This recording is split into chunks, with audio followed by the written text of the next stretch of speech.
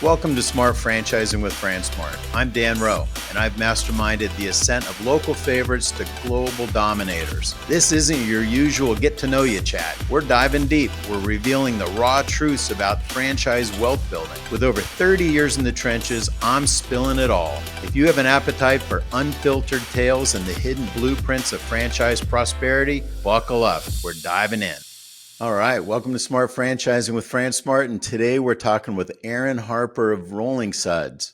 There's a lot to Aaron's story, but what impresses me most is not only is Rolling Suds a rapidly growing power washing franchise, selling 80 units his first 10 months across 22 states, but Aaron's highly focused on responsible franchising. You see, there's a very good movement going on within the IFA and within franchising in general, pushing for more transparency, honesty, higher standards in franchising. Most investments, which is what franchise sales are, like selling a home, stocks, insurance, et cetera, they're regulated. People have to be licensed, and there's tight oversight. Even when you get your hair done or your nails done, those folks have to be licensed. But in franchising, there's no real license. It's largely unregulated. And I mentioned to a couple of my mentors for my podcast, I wanted to interview successful franchisors and franchisees who were doing it right and doing it the right way, focusing on a rising tide lifts all boats, taking really good care of their franchisees and their key people. And over, I kept hearing Aaron's name. And I saw Aaron on social media all the time, so I'm excited to talk to you. And Aaron, so cool background with creative artists, working in Hollywood, then ChemDry and Belfour, among others. But how about you give your background first? How did you transition from Hollywood into franchising? Yeah, it's a crazy story. So thanks for having me on. Excited to talk with you today. Yeah, so I've been in the franchise industry for years, but I didn't come from franchising. I came from kind of the Hollywood industry where things just weren't great. You know, I graduated college and wanted to become a talent agent, and went out and did that. And it's exactly what you think it is. I mean, I had clip stuff thrown at me. At one time, my boss fired me 3 times in one day. And I'd call HR, and HR would be like, "Please don't leave. The business will shut down without you." So it was very unstable. And I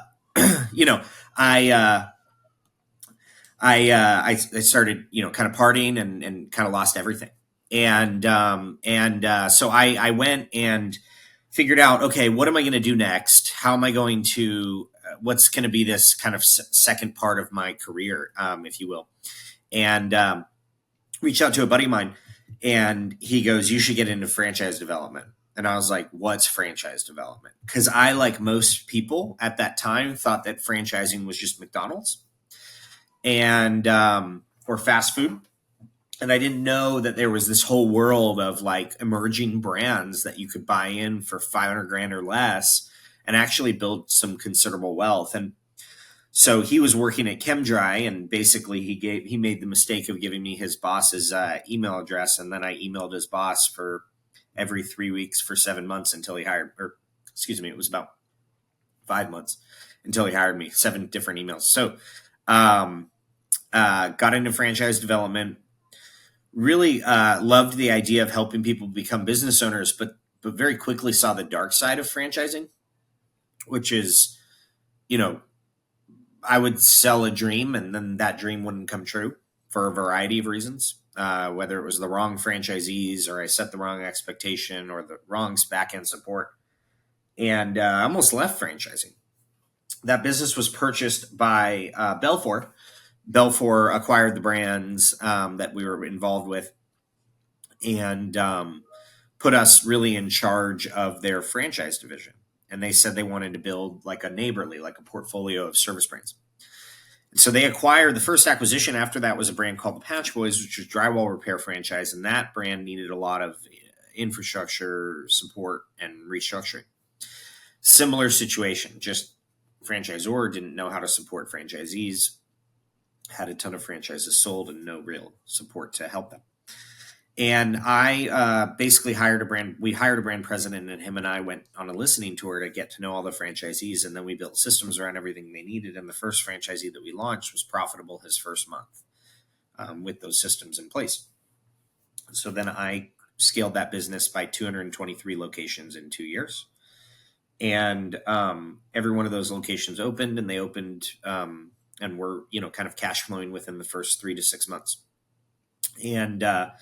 And so that's when I really started getting involved in the franchise industry, kind of on a thought leadership level. I'd be on panels or lead discussions, and I've recently started doing keynote events. And then they came to me. We'd grown them to 12 brands, and that company came to me and said, "We're buying a 13th brand. We want you to run it, and you can start from scratch." Loved that idea. But I was like, wait a minute, I can do this on my own. I could build a team. I could raise capital. I could franchise a business. So I looked at about 24 businesses to franchise. I met the founders of Rolling Suds. It was the best one I looked at. It was a 33-year-old at the time residential and commercial power washing business. Really special kind of proprietary technology and proprietary process, and something I knew I could replicate. Raise capital from people like Brad Fishman and David Barr, who are legends in the franchise industry, who I know you know. So that I could have kind of smart money come to the table, long-term capital that wants to grow with me, and could provide mentorship as well. Acquired the franchise rights in January of last year, partnering with the founders to build a franchise system kind of the right way from the start, very well capitalized. We took the brand to market end of February. We signed up our first franchisee end of March of last year in 2023.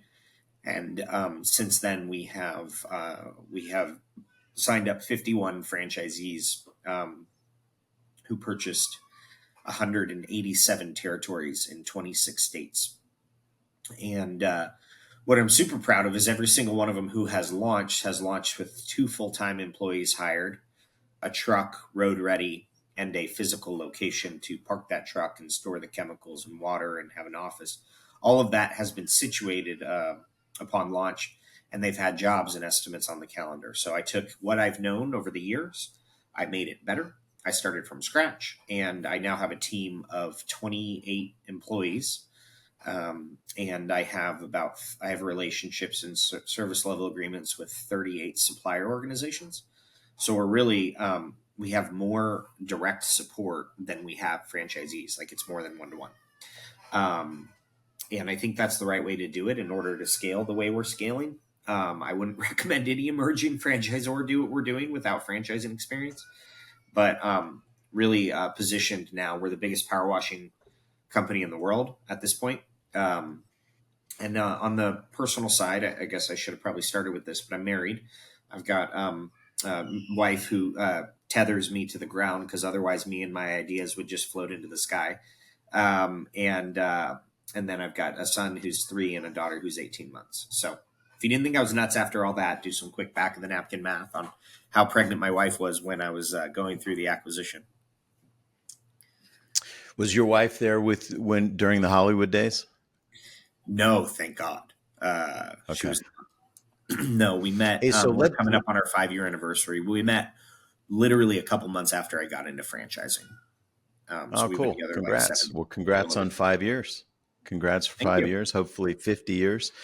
Hey, so let's talk about some of the horror stories in franchising, because like you're doing it right now. You feel like you're doing it right. You obviously learned some things that gave you context and perspective to do it the right way from seeing it not done the right way. And you mentioned a listening tour. I think everybody should do that. Right. But what are some of the things that you learned on the listening tour that just shouldn't have happened? Like some of the heartbreaking things that just shouldn't have happened. People were told that they could run the business in a different state by hiring a manager while they keep their job on the trading desk of the New York Stock Exchange. Like, that was an actual story that I came into. And that unit's never going to work. Like, that's someone just taking a franchise fee and running. That franchisee is never going to be successful. Or, like, no territory boundaries at all. Like, you can just operate wherever you want. And like, that doesn't make sense, because it's like, what are you buying? If you don't have a specific geographical area in which you can operate, which no one else can operate, are you having franchisees cannibalize each other? Like, um, and I just saw, like, I've been directly or indirectly involved now with 14 different brands, ranging anywhere from, completely incubation stage to 2,600 locations. And I feel like in that I've seen a lot of things. And I mean, I've seen people sell fully absentee um, uh, residential service businesses, and the person keeps their job full time, takes out an $800,000-900,000 SBA loan to buy a bunch of equipment, and and they're told that like some $60,000 a year driver will run their business for them, and so it's those types of things and those types of false promises that happen in the franchise sales process that I think hurt all of us. And when you're setting those expectations from the beginning, you can't really fix that afterwards, because they bought into a business thinking that it's something, and what it actually is to be successful is like not even in the same realm. Like, it's like everything you were told is wrong.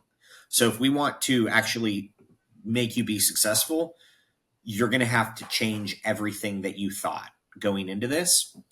And the person wouldn't have bought the brand had they Yeah. been told the honest truth, which would have been great, because that person shouldn't buy a business. Like, they just shouldn't. And so what I've seen, and this has been more of kind of like a macro concern now that I've like zoomed out and I see the whole industry, is like, we can't be setting the wrong expectations in the sales process and telling people that franchising is a get rich quick scheme, because then people will think that externally. And when I think about like this responsible franchising discussion, like, I'm thinking this about this on like a 20 to 30 year time horizon. Like, it's not, for me, it's not like today. It's like, where is the franchise industry going to be 20 to 30 years from now?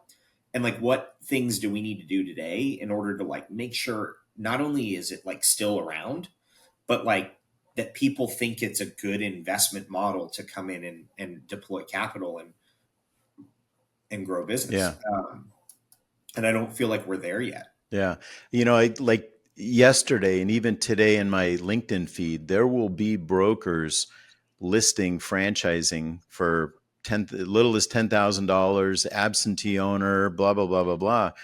And I So, mean, how do you explain that? Are you working with any broker groups, by the way? And if you are, like, so I how do you do. keep that from happening? So I do. And what I want to say is like, the brokers that I work with are some of my best friends in franchising, and I would not be where I'm at today without them. With Patch Boys, when I stepped into that brand, I had never worked with broker groups before.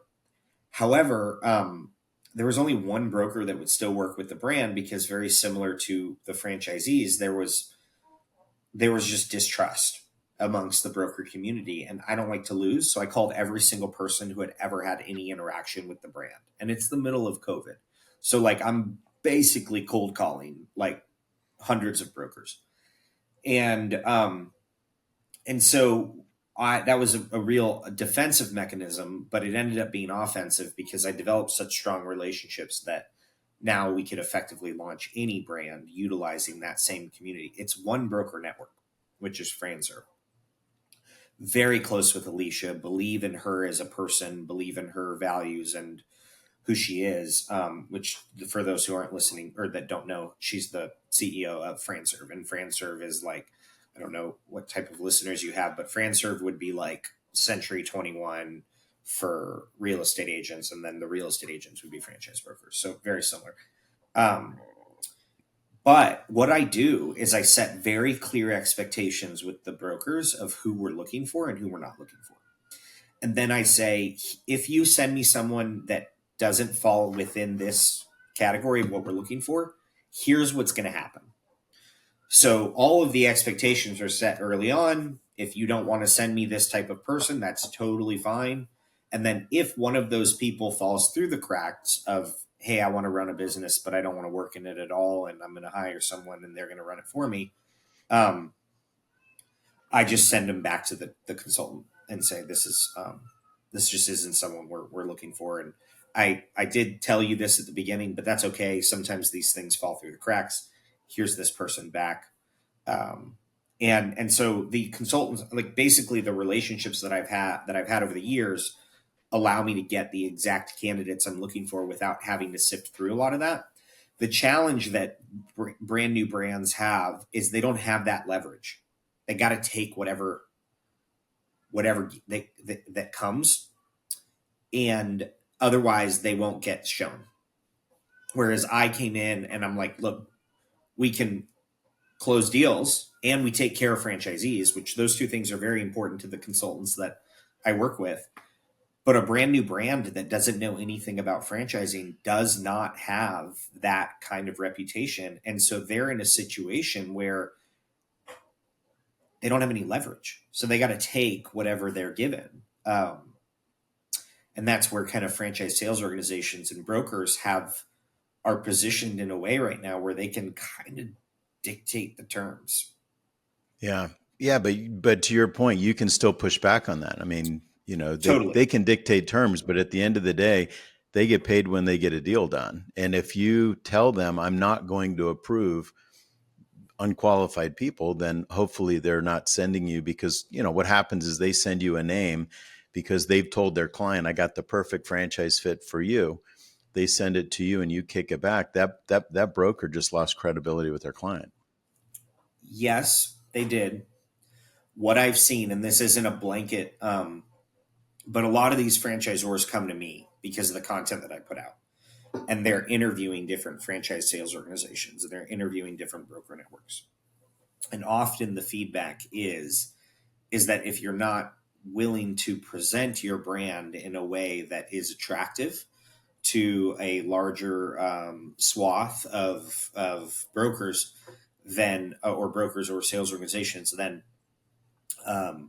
they won't take you on. So and there are some of the top ones that are on stage at conferences that will not take a brand on unless they're willing to sell their business as semi-absentee or fully absentee.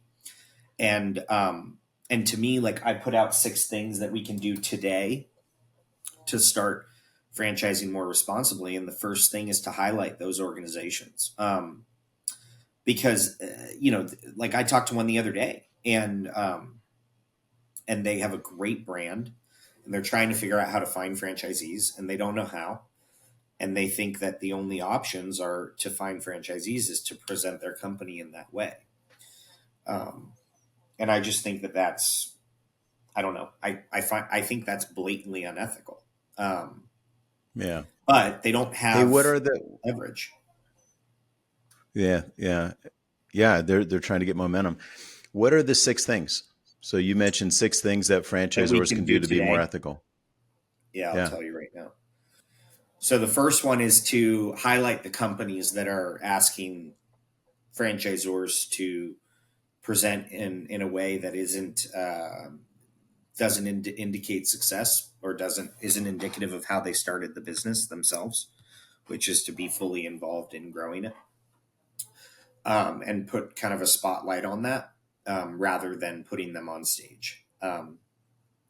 The second would be to provide free education for franchisees and franchisors, so they know exactly what they're getting themselves into. There's nothing intuitive about being a franchisee or a franchisor. Like, there's no playbook, at least not publicly. And so I've been like in lockstep with the IFA throughout this whole process. Matt Haller and I talk like weekly. And this is something that's an initiative for me, is to create like content on how to be a franchisor.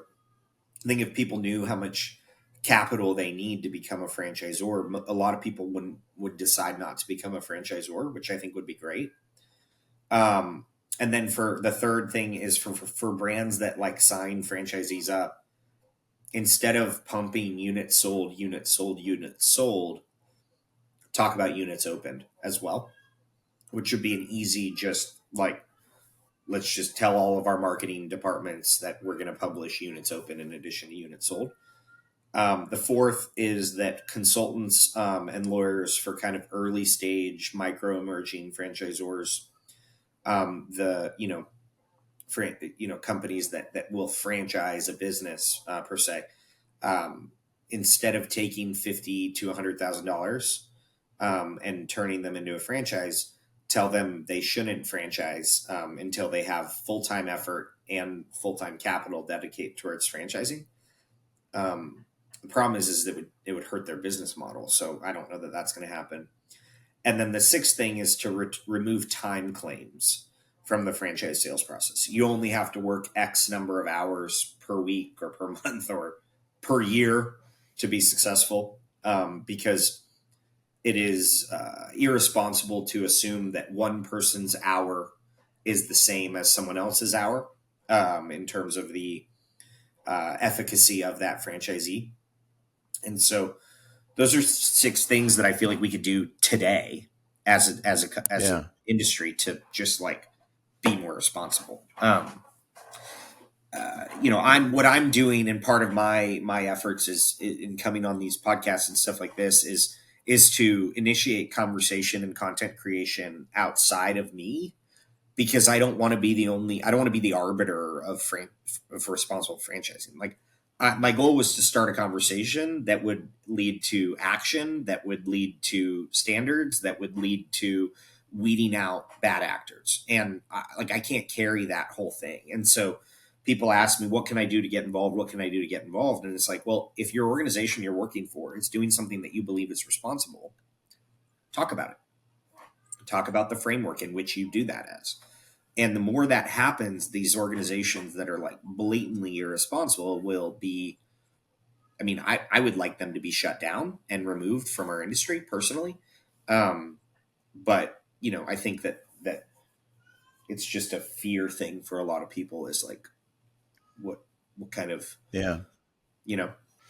Hey, talk about Matt and the IFA. What's the IFA doing to, I see new legislation. They're going to be dealing with, they're trying to get brokers to act more ethically and transparently, which I'm all in favor for. But what are some of the things that you see coming down the pack? So I'll be at the summer board meeting in 2 weeks, in the IFA summer board meeting in Nashville, where I'm at. It's convenient. It's right in my backyard. And there's a few other people that are like kind of in my generation that will be there, that are PAC donors, and really kind of get involved on a community level for what we're doing. So Matt Haller and I had a sit down. I sat him down in February of last year at the Unconference, and we had never had like a conversation, but I had been seeing stuff that has been concerning. And I was like, we were on a ski lift, and I was like, Matt, you probably don't know me that well, but we need to have a conversation. And he's like, oh God. And I was like, yeah, I'm not, we have to wait until we're done on the ski lift, because I don't want to ruin your day. And he's like, all right. So we met at the bar, and, at the end of the day, and kind of that was the, I don't know, incubation of like this kind of discussion, this larger discussion. You called it a movement. I do think that we're moving towards something greater. He and the organization there are the governing body within the franchise industry. And so I do feel like they have a responsibility to define what responsible franchising is. And so I proposed 4 core tenets of responsible franchising, which is setting clear expectations, making sure franchisees know what they're getting themselves into, and franchisors, capital adequacy. So making sure franchisees and franchisors have the right amount of money. They're not over leveraged. Choosing the right franchisees. The wrong franchisees could ruin a system. So making sure the right ones come in. And then the fourth is kind of sustainable growth, not selling more units that you can open and then get to profitability from a support standpoint. So they've proposed their 5, which are, there's a lot of overlap, and kind of added on that post sale element of like providing the right support and having a mutually beneficial franchisee franchisor relationship. But where they're really stepping in right now is the regulation of the franchise sales process, because I believe, and I've said this thousands of times, but the responsible franchising starts in the franchise development, franchise sales process.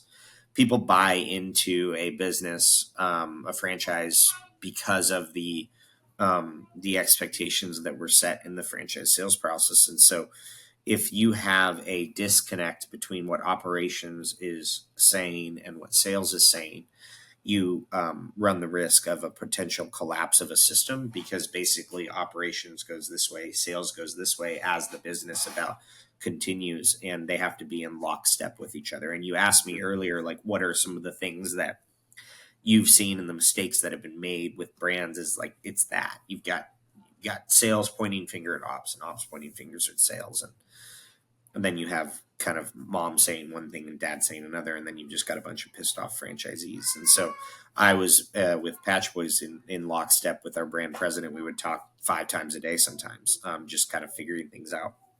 So the IFA is in front of legislation that we would have been legislated without them partnering with a state like California, which is what they're doing. They're proposing a bill that would regulate franchise sellers, both FSOs and brokers, on providing a franchise disclosure document that is broker specific. So the way that the bill is currently proposed is they'd have to disclose how much commission or ownership that they have of that brand.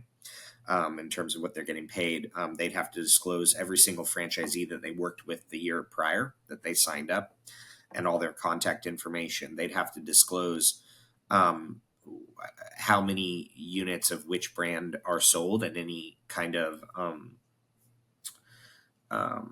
litigation from that brand, and if they've been named or and so it's going to provide it actually, the way it's written, it creates a ton of exposure for brokers, and I'm not sure the way it's written will be the way it's ruled, but I don't see an organization going against the IFA. So they're in California and the IFA. It would have been a lot worse. Let's put it this way: if they didn't take the charge on it, it would have been like it just would have hurt us, because we basically then let another governing body regulate us when they don't know all the rules. And that's the biggest issue. If we don't regulate internally because we know all the rules, then we're going to get regulated externally. And that's what's happened with joint employer. We've got the NLRB that's like, yeah, the unions are good. And it's like, that doesn't even make sense in our business model. Like, it would destroy franchising. And so what I think the IFA is doing and realizing now is that they have to get in front of potential issues before they become issues, versus just being on Capitol Hill and fighting the existing issues that we have. And I think that's really good, because then we're being proactive instead of reactive. Yeah, I think every franchisor should be a member of IFA. Sadly, they're not, but they definitely need the help. So let's shift a little bit to Sure. everything that you know about franchising, franchisors, franchisees, Belfour, ChemDry, everything that you've done so far. Let's talk about what it takes to be a successful franchisee. And then let's also talk first about how should franchisors set up their system so that their franchisees can be successful, including saying no. Like, the best thing a franchisor can do is say no to the wrong person. And God only knows why they say yes to the wrong person, because now they're in bed with somebody contractually. Yeah. But give me your opinion as a franchisor, giving advice to another franchisor. How do you do that part right? So I spent 7 months of my life building systems and vetting vendors before we even launched, and negotiating supplier contracts, and figuring out truly what is my offer. Where's my product market fit? Who am I selling to? Who's going to be successful? What support am I providing? And I think a good franchisor thinks through, what are the things that I can't do? Like, if I was to open a location, right? I can't be in my community, in that community. I can't be communicating at BNI groups. I can't be shaking hands. I can't be going to networking groups. And employing someone to do that would just be going and opening corporate locations, which also has its challenges, because now you've got someone who you're putting a lot of trust into to grow that location, and you'd have to incentivize them really well to do that. And then you should create systems that allow the franchisee to just focus predominantly on those things that you can't do. So like we thought through like, okay, well, that's call center. We don't want them answering the phone. Bookkeeping. We don't want them sitting there for an entire Friday reconciling accounts and classing transactions. Insurance. We don't want them spending hours and hours vetting different insurance options. Equipment. We need to be able to provide them the equipment in a quick and efficient way. Sourcing vehicles and trucks. That's hard. So how can we develop relationships where we can do that on a national scale? And so I tried to like, and I think a good franchisor should do this, is like try to extrapolate all those things that you need to properly and effectively run a business, and then create systems for those things so that the franchisee can focus on what's going to give them the highest leverage on their business and allow them to get to scale fastest. And that takes time, and it takes capital, and it takes like really being able to zoom out and see the forest from the trees. I think where franchisors get in trouble. Hold on, I gotta let my dog in, otherwise he lets himself in.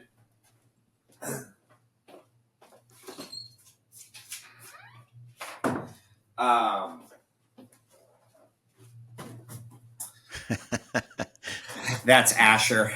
So he's a big baby.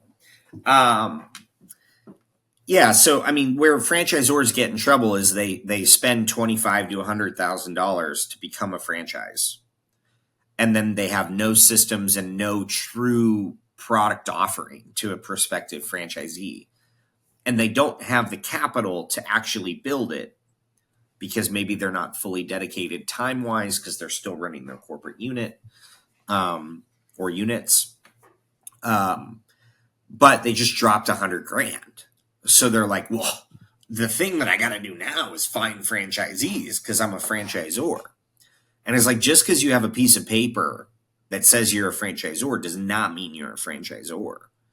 And so, that process will probably take someone who doesn't know how to franchise a business a year, if not more, to prep for actually awarding franchise territories.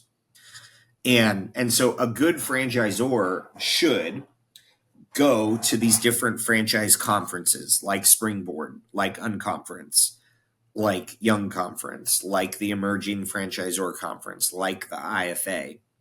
And they should really, truly figure out, is this something I want to do? And is it something that I have the capital and the capacity and the willingness to do?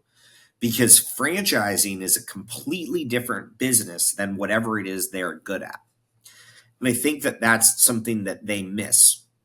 It's like, well, I got a good epoxy coatings business. This is a great business for me. So someone else should just buy it. And then I'll collect the royalties and I get $50,000. This sounds like a great plan. And it's actually like not a great plan. Like they're gonna have franchisees fail. It's a highly litigious business. It costs a lot of money. They might not get to royalty self-sufficiency because a very small percentage of franchisors do. And they're going to burn cash for X number of years. And it's going to take away from the thing they love so much, which is their epoxy coatings business. And so, like, I think that to answer your question, and I'm being long-winded, but to answer your question is they need to really make sure they know why they're doing it and truly if they want to. And what was good about my founders that I partnered with and acquired their franchise rights to their businesses, they realized that. They paid the $100,000. And they were like, oh my God, this is going to be another $500,000 to $1 million, and it's going to take away from all the stuff that I know. And I don't want to do that. And I don't want to sign people up to where they're not going to have a good chance of success. So how about I find a franchisor who understands this, who can do it right and honor my family business? But they had foresight that, I don't know, most franchisors don't. Yeah, franchisors are no longer just in the business of making the burger, cleaning the windows, selling the house. They're in the business of teaching people how to do that successfully. Right. And there's no real money in single unit franchises, mom and pops. It just takes forever to get any critical mass. All the money is in multi-unit franchisees, Right. because just like you, if you have one franchisee in Atlanta, or you have, that has all of Atlanta, or if you have 10 different franchisees in different parts of Atlanta, it's so much easier to deal with just one franchisee. So let's shift. Well, I mean, first of all, you selling the wrong franchise, any franchisor selling the wrong franchise, it's like quicksand. Like, explain that to people, because it's not just I'm taking the fee, I'm going to get the royalties. If you take the fee and you sit back and just think it's going to happen, you're in quicksand. I've actually seen franchisors that take the franchise fee and then approve, like on the retail side, we'll approve a restaurant site without going to look at it. And it's just like, how could you do that in the beginning stages of your business? You sell the franchise rights. You don't even go out and look at their site. You just sort of approved it. It's the goofiest thing. But explain to a franchisor why they shouldn't do that.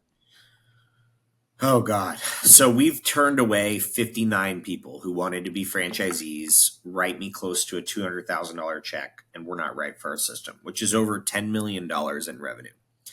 And these are people who wanted to move forward and had the capital. I did that because before I launched this, I've awarded over 400 territories and been involved with helping grow a platform organization to 4,700 territories in 55 countries. And so I know that it's going to cost me way more money to get the wrong franchisee out of my system than I'm going to make bringing them in. And that's just the capital piece. That doesn't have to do with the culture element, which it could be an intangible amount of damage, because now they're in there, they're unhappy, and they're a cancer. And so, going back to like the capital piece, if a franchisor doesn't have the amount of money to say no, and they have payroll, they've got an ops guy, they've got a marketing person, they've got, they got to make payroll. They want to take that $50,000 fee because otherwise they can't make payroll. And so, the kind of good starting point of capital is around $1 million that you want to have. And that's not for like a brick and mortar restaurant concept, because that could be an 18-month build out. So the advice that I give franchisors is like, all right, well, you need to know how much money it costs you in infrastructure to get a unit open and profitable. And you need to know that number. And you need to know that number when you have 10 franchisees and 30 franchisees. Because you're basically floating payroll until you don't have any royalties. So you got to know what is that number. And it's going to be a lot more than what's left after that franchise fee, guaranteed, that you buy, or that a franchisee pays you. And then, it's going to be 50 to 150 grand in legal and startup costs. It's going to be, 200 grand roughly in like creating a website and getting marketing materials and building a portal and finding the right technology. It's going to be another 200 grand, 250 grand before you like find your first franchisee, paying either a franchise sales organization or broker networks, or, paying someone like, and that's before you've even launched. And so, bringing in the wrong franchisees could destroy all of that capital that you had to put forward to create your franchise system. And we've got, it's like a startling statistic, but the last 2 years, Jerry Akers from the IFA, anyways, he's on the board, and he's like, Aaron, like literally the last 2 years, 600 franchisors filed a new FDD, and 600 franchisors decided not to file an FDD. That's 1,200 franchisors that of a churn in 2 years. And so, like, there has to be education to these franchisors that franchising is a really bad idea for you. Or if you want it to be a good idea, here's the capital. Here's how much time. Here's who to stay away from as you enter the franchise industry. Here's who you should talk to. Here's how you should support franchisees. Here's the good suppliers. Like, all that has to go right for someone to build a good franchise system. And the way that people are financially incentivized right now in the franchise industry isn't the best thing for someone who wants to become a franchisor. Let's talk about that for a second. So what do you mean? Because I know what you mean, but for the audience, what do you mean about the compensation model is broken? You're So if I incentivizing go the wrong online, thing. right. So if I go online and I say, hey, I've got this epoxy coatings business. How do I franchise? Or how much does it cost me to franchise a business? Or what do I do? The people by and large, or the businesses that franchisor is going to get in front of, are financially incentivized to be paid really well. There have to be a very ethical company to say, no, I don't want your $100,000 to do this copy paste FDD and an ops manual that's all templated.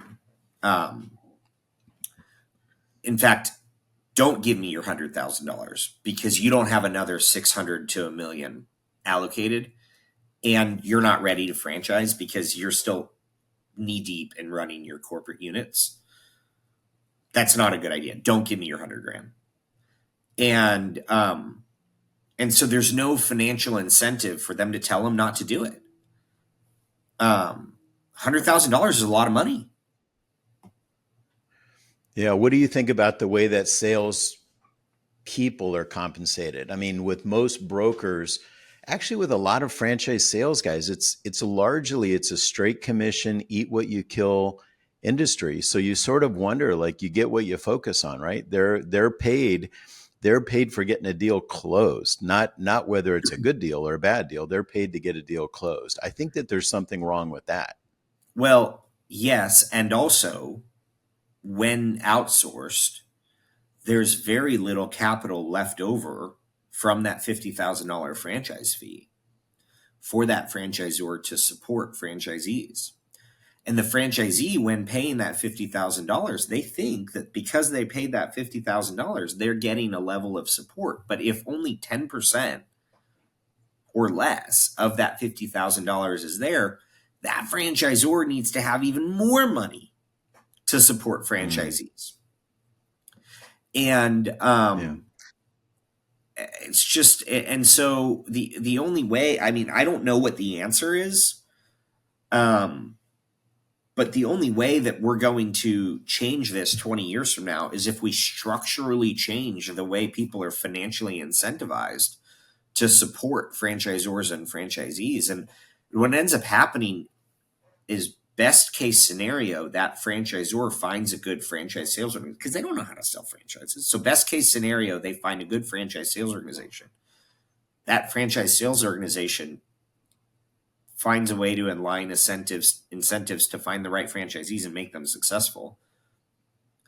But oftentimes that doesn't happen.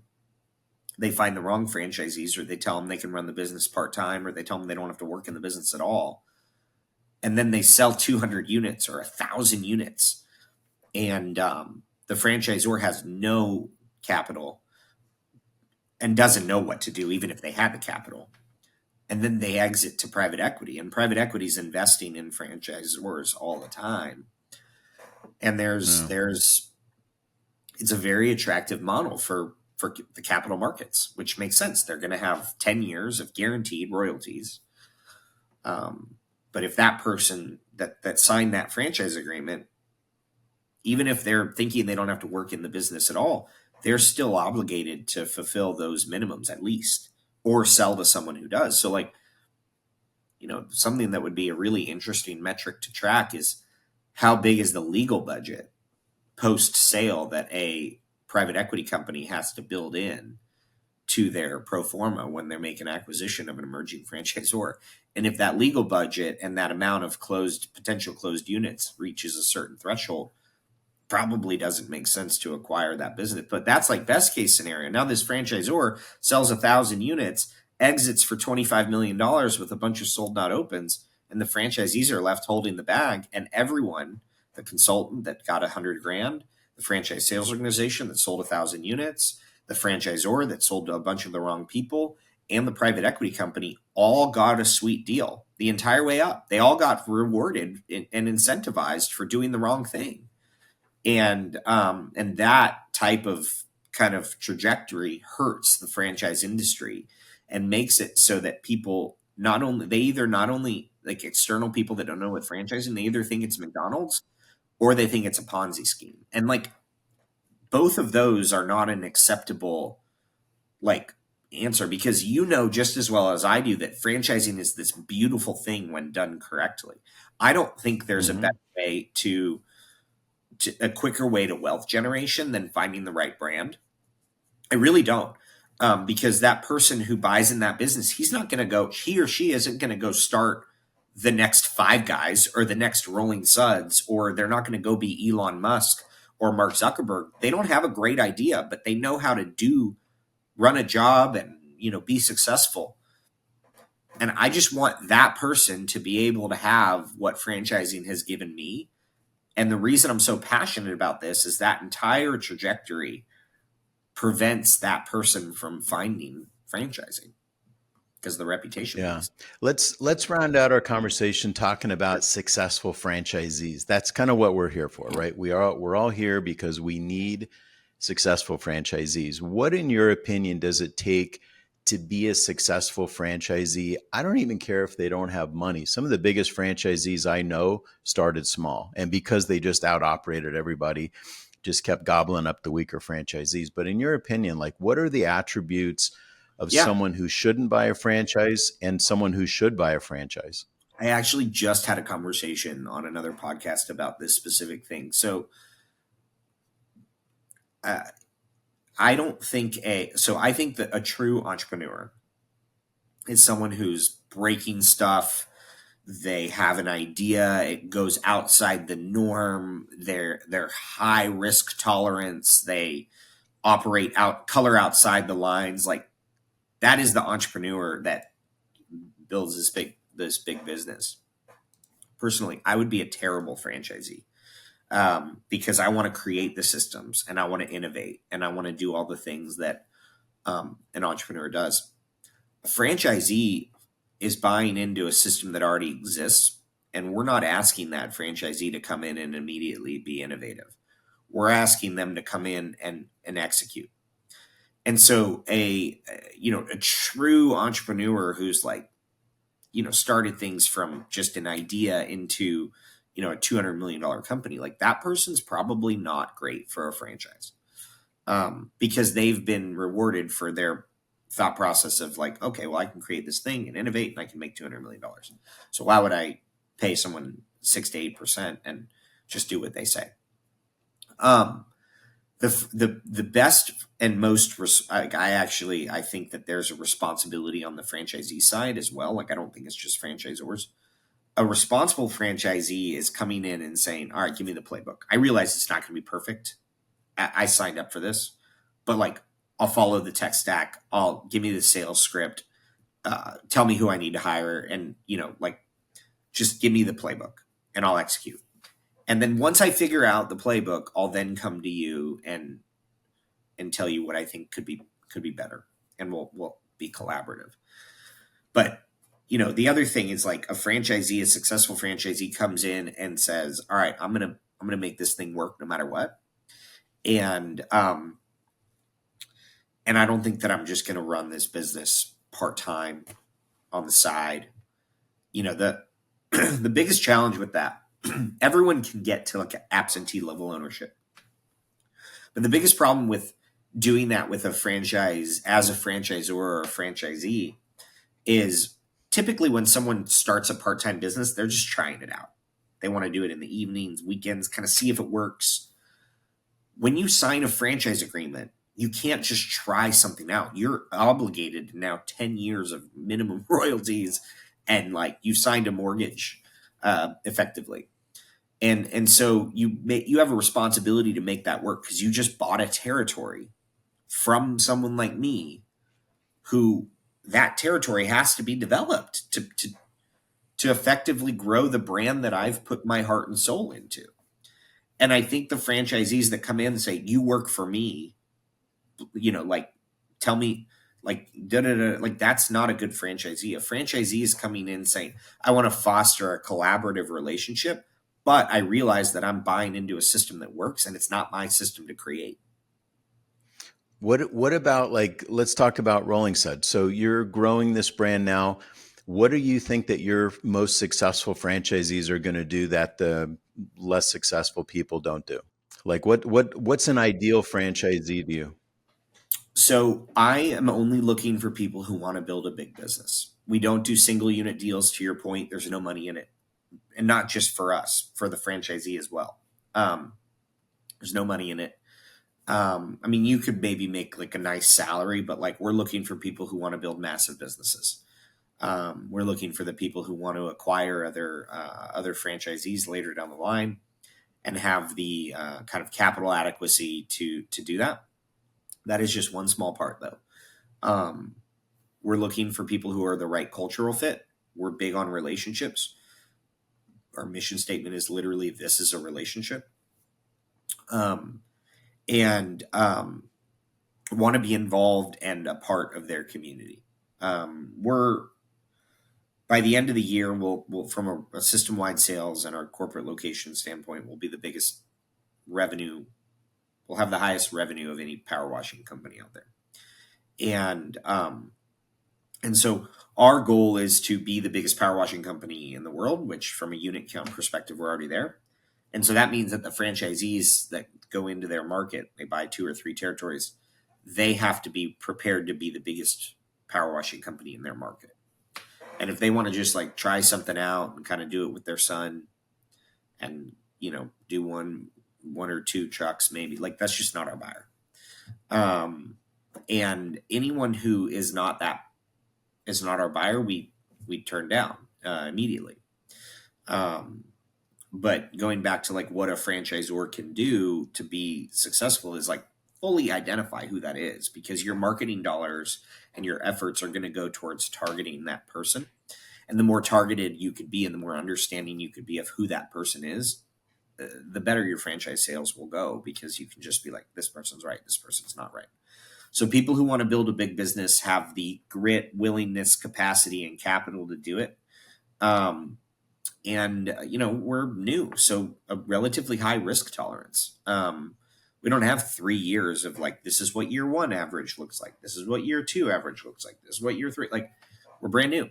We don't even have a franchisee that's operating a year yet. July will be year 1 of a franchisee operational. So like, franchisee number 150 is not the same as franchisee number 20. You have to have a risk tolerance that allows you to kind of do that. So those are some things. I mean, there's a lot of like gut to it as well, of like, is this person right or not?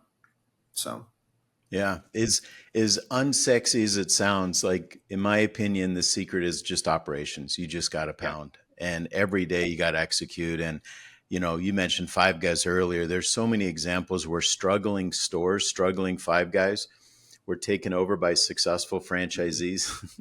It became, at first they're like, oh, it's a bad site or the franchisor sucks. A good franchisee gets the store and brings it right up to where it's supposed to be. And yeah, all they did was execute. Like yeah, they just showed up, executed. They staff for the sales you want. They staff for the company that they're trying to build. They sort of invest. They look at every dollar that they pay as an investment, right? Not as a yeah, cost. And investment in trying to build a business. The kind of second bite at the apple in franchising that so many people don't talk about is you're not only building a business like your franchisees. They build, to a certain point, and then they get to the point where they can self-fund, right? They self-fund and compound into a really big business. Not only is that business big, but now they've got a humongous asset that they could sell, right, like generationally right, life-changing amount of money if they stick with it. And all they right. have to do is sort of stick with it and just kind of follow the playbook. So just before we wrap up, any final advice to any franchisor or franchisee? Just maybe a sentence on each one about doing it right. So franchisors truly figure out your why for doing it. It's going to be really hard, and without that in the hard times, it's going to be really hard to get through it. when a franchisee's calling you and saying that they're getting divorced and they're going bankrupt, and you've got to enforce your franchise agreement to a certain level, that's going to be really hard. And that will happen as a franchisor. If you have any varying level, if you have success, it will happen. There's no way around it. And then also just make sure you're financially prepared to do it. Not a couple $100,000, not $300,000, not $400,000. Like, you got to be ready. As a franchisee, franchising's not a get rich quick scheme. It's going to be really hard. You're not gonna know if you have jobs on the calendar for an entire week, maybe, and you're gonna have to go and knock doors until you fill that calendar. Your wife's gonna get mad at you because she wanted you to keep a job where you were making $150,000 a year, and now you're burning cash, and she's gonna be mad at you, or your husband. And so, make sure this is truly something you want to do. Also, when you buy into that business and buy into that franchise, you're not going to be able to be super innovative. It's execution, it's operations. It's not, how do we change the colors of the brochure? Like, that's just not your job as a franchisee. And so really kind of make sure that those things, as whether you're a franchisor or a franchisee, are okay with you, and that you know why you're doing it, so that you can actually get to the promised land of having a business that you can exit, or generational wealth, or be the biggest X company in the world in that service offering. Like, but it's not an easy path. And I think that is probably the best key takeaways I could give to franchisees or franchisors, is like, just because it's a franchise, it's not easy. And it's not going to be, ever. It's not an ATM machine. It's not an ATM machine. And if you want an ATM machine, guess what? You can go buy ATM machines and go fill them with cash here and there, and get a there you go. Vending route or something. That's a little bit more kind of passive, and keep your job on that. But if you're going to go start a service business it's going to be a 20 truck empire at some point, like, you're going to grind, and it's going to be hard. Yeah. Hey, so you're creating a lot of really good content. Where can people find you? So I'm probably most active on Twitter and LinkedIn. So if you just type in Aaron Harper Rolling Suds on LinkedIn, you'll find me, and you can follow me there. On Twitter, I'm Aaron Harper CEO. And then Instagram, I'm Aaron T, as in Timothy Harper. And I put out at least one video per day on Instagram. And then I'll write, 2 to 3 pieces of content per day on all different channels. Nice. Are you old enough to remember Twitter as Twitter? Yeah, I am 36 years old, so I absolutely remember Twitter as Twitter. I don't like X. Just seems, I don't know. I want it to go back to like the bird, just like. Me too. Yeah. Hey, man, thank you. I appreciate this. You're generous with your time and giving away a lot of really good advice that's important for people. So it's a very selfless thing that you're doing. And I think it's your heart's in the right place, and you're trying to do the right thing. So kudos to you, and thank you very much. Thank you for having me. I appreciate it, Dan. I will see you soon. I'll see you at Springboard. Yeah, that's great. Okay, take care. See ya. Hey, thanks for tuning in to Smart Franchising with Fransmart. I'm your host, Dan Rowe. If you enjoyed today's episode, this podcast is only going to get better. Please like, comment, and subscribe to hear more from the most successful franchisors and franchisees, and we'll see you next time.